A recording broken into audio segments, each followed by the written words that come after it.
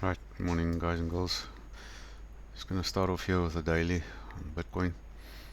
Um, I've got a resistance line here from all back from our previous all-time high back in April last year, and see how well it's been respected, and we've just bounced off there again. We didn't close the daily below that, so I'd recommend you keep that on your charts.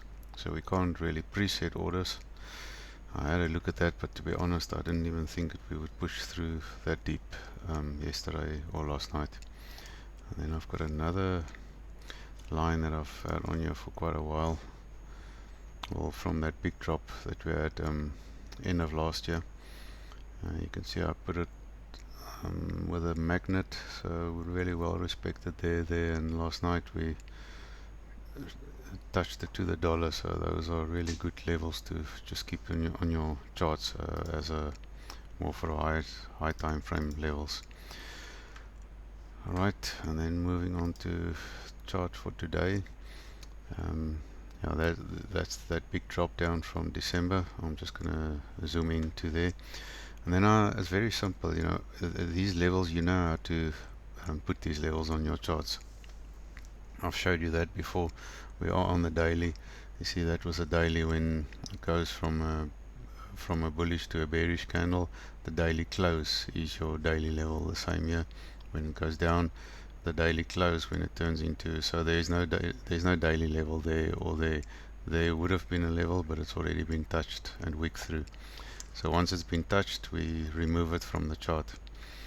That said, this weekly is being respected, you can see there, so I'm keeping it on my chart as long as it's been respected. This daily was wicked through once it was respected, and next time it becomes a little weaker, and maybe the third time it won't have any reaction.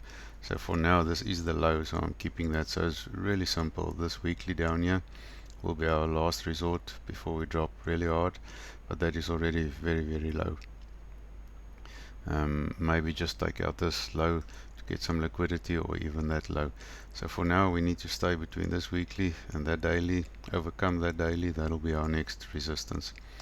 I'm just going to add a few naked point of controls. You'll remember that one I've had it on my chart for quite a while.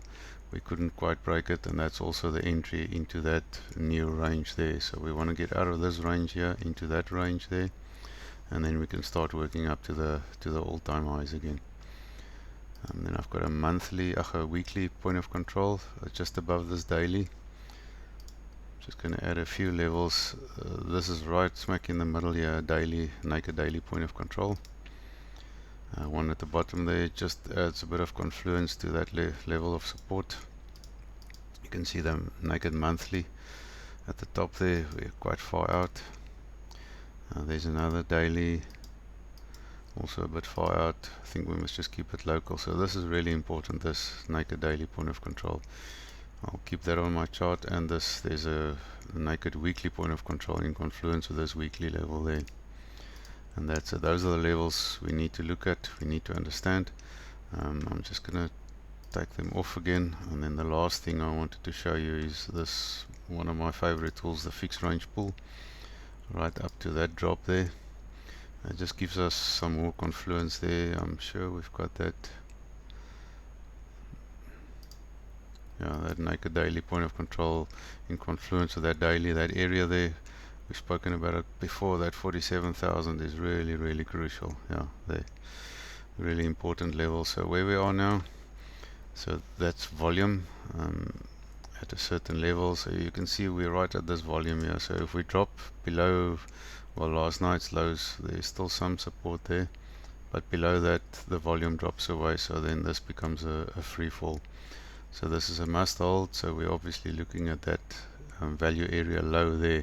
So this darker piece of the chart is the value area low and value area high. So that's far away. That's our aim there. We need to get in there. And then that also becomes, I haven't got it marked here. Yeah, that's a support resistance flip, quite an important one, but I would want to mark that level there. So let's just take it up to there.